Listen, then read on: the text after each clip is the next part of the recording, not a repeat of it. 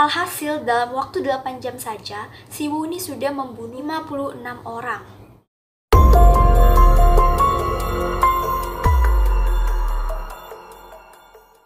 Hai semuanya, balik lagi di channel aku. Di videoku kali ini, aku bakal nyeritain lagi tentang psikopat. Tapi psikopatnya ini berasal dari Korea Selatan. Oke, tanpa berlama-lama, langsung aja kita mulai.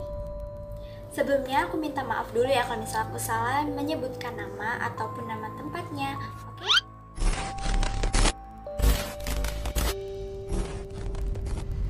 Kasus pertama adalah kasus Kim Dae-do. Kim Dae-do merupakan pembunuh berantai pertama yang tersohor dan terkenal di Korea Selatan. Kim ini lahir pada tahun 1950 dan ia dianggap sudah menewaskan 17 orang, termasuk para lansia dan juga anak-anak. Belasan korban tersebut dihabisi nyawanya selama 55 hari dari bulan Agustus hingga Oktober tahun 1975. Kalian kebayang gak sih selama 55 hari dia sudah menewaskan 17 orang loh guys. Itu tuh banyak, gak sedikit, dan itu termasuk lansia dan juga anak-anak. Parah banget sih, parah. Atas kejahatannya tersebut, Kim dihukum mati pada tahun 1976. Sebelum dieksekusi, si Kim ini berkata bahwa dia telah bertobat dan menganut agamanya, yaitu agama Kristen. Tapi percuma juga kan kalau misalnya sudah melakukan kejahatan, apalagi sudah membunuh 17 orang. Itu nggak sedikit, tapi itu benar-benar banyak banget. Ya emang selalu penyesalan itu datangnya terakhir. Nah, jadi alangkah baiknya apabila kalian berpikir dulu sebelum melakukan sesuatu, apakah itu berdampak buruk bagi orang lain atau bagaimana, oke? Ya, kelakuan dari si Kim ini tidak bisa ditoleransi lagi oleh pihak kepolisian dan pihak yang berwenang. Jadi dia tetap dihukum mati walaupun dia sudah bilang bahwa dia sudah bertobat. Oke? Oh iya, selain juga membunuh, dia juga pernah melakukan perampokan. Tetapi anehnya, ia mencuri uang itu kurang dari 705.000 rupiah.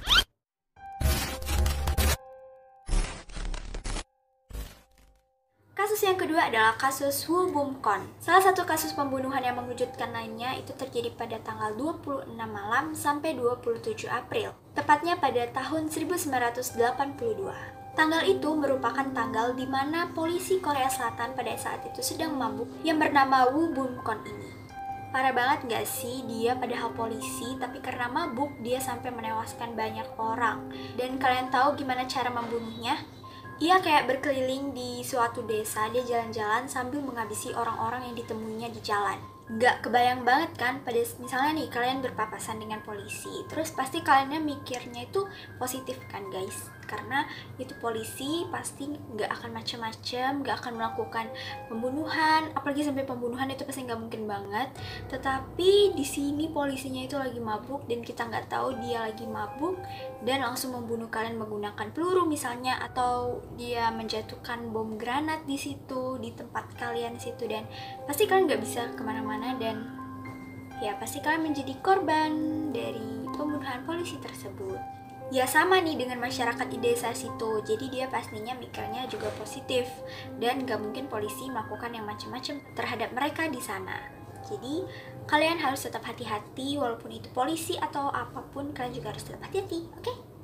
Wu membantai atau membunuh penduduk dari desa tersebut dengan berondongan ratusan peluru dan juga 7 granat. Alhasil, dalam waktu 8 jam saja, si Wu ini sudah membunuh 56 orang. Nih, coba nih kalian bayangin kalau misalnya kalian ada di desa tersebut dan kalian melihat banyak sekali jasad-jasad yang ada di pinggir jalan, di tengah jalan, atau di jalan-jalan sempit. Pada saat kalian lagi jalan terus ketemu jasad, kalian bisa kebayang nggak? Serem banget kan pasti?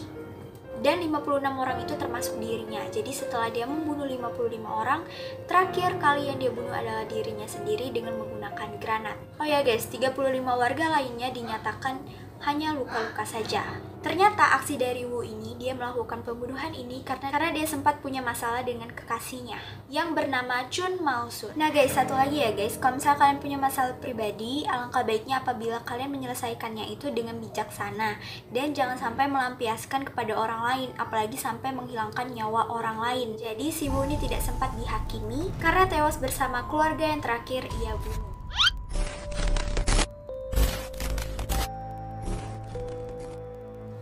Kasus ketiga adalah Jong Nam-gyu. Kasus pembunuhan berantai yang dilakukan oleh Jong Nam-gyu ini disertai dengan pemerkosaan. Sepanjang tahun 2004 hingga April 2006, Jong telah diketahui telah melenyapkan 15 orang, termasuk diantaranya anak-anak sekolah dasar, dan melukai sekitar 19 warga. Apa sih yang melatar belakangi Jong melakukan kasus tersebut? Ia dilatar belakangi karena ia ingin membalas dendam akibat masa kecilnya yang kurang bahagia. Pasalnya, saat berumur 10 tahun, si Jong ini pernah menerima pelecehan seksual oleh seorang lelaki. Guys, apa cuman aku yang berpikir kalau misalnya rata-rata psikopat itu atau pembunuh berantai, apalagi kalau misalnya usianya itu masih kecil, itu pasti motifnya itu karena masa kecilnya yang kurang bahagia. Karena misalnya masa kecilnya itu keras, kehidupannya keras, atau misalnya pengaruh lingkungannya yang keras. Menurut kalian gimana nih? Apa sama dengan aku atau punya pendapat sendiri? Komen di bawah ya. Nah, si Jong ini akhirnya divonis hukuman mati pada tahun 2007, tetapi ia tewas gantung diri di selnya 2 tahun kemudian.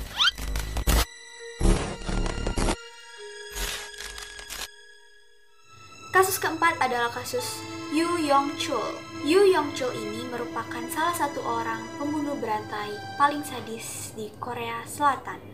Pasalnya, dalam meluncurkan aksi kriminalnya, Yoo pernah membakar, memutilasi, bahkan memakan anggota tubuh dari korbannya. Sepanjang September 2003 hingga Juli pada tahun 2004, Yoo mengaku telah membunuh 21 orang. Yoo juga mengaku bahwa telah membakar 3 korban dan 11 orang dimutilasi. Setelah mengiris-ngiris korbannya, ia pernah mengaku bahwa pernah memakan bagian tubuh korban tersebut. Saat ditanya tentang motifnya, ia hanya menjawab bahwa seharusnya wanita itu tidak menjadi pelacur dan orang kaya harusnya tahu apa yang harus mereka lakukan.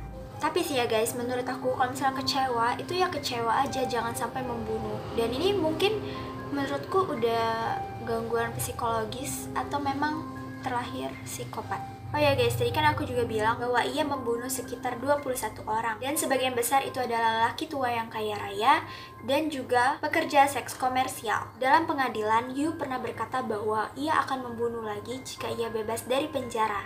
Tetapi akhirnya pihak kepolisian dan pihak berwenang memvonis Yoo akan dihukum mati. Lihat kan guys, dari pengakuannya aja di pengadilan bahwa ia akan membunuh lagi kalau misalnya dia udah bebas dari penjara, itu menunjukkan bahwa dia sudah memiliki gangguan jiwa, gangguan psikologis, atau misalnya sudah terlahir psikopat.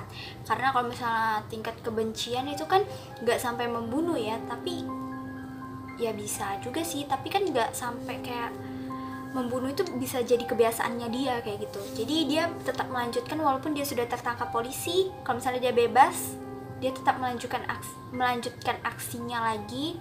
Terus di penjara lagi, dibebaskan lagi, dia melanjutkan aksinya lagi, dan itu sudah menunjukkan bahwa ia psikopat. Untung saja pihak berwenang mengambil keputusan yang sangat tepat sekali, yaitu dengan menghukum mati si Yoon ini. Kalau enggak, kalau misalnya cuma di penjara aja 20 tahun atau 15 tahun, itu pastinya akan bebas lagi dan dia pasti akan melakukan pembunuhan lagi dan lagi. Segitu dulu untuk ceritaku kali ini. Kalau kalian suka, jangan lupa untuk kasih like-nya, komen, dan juga subscribe.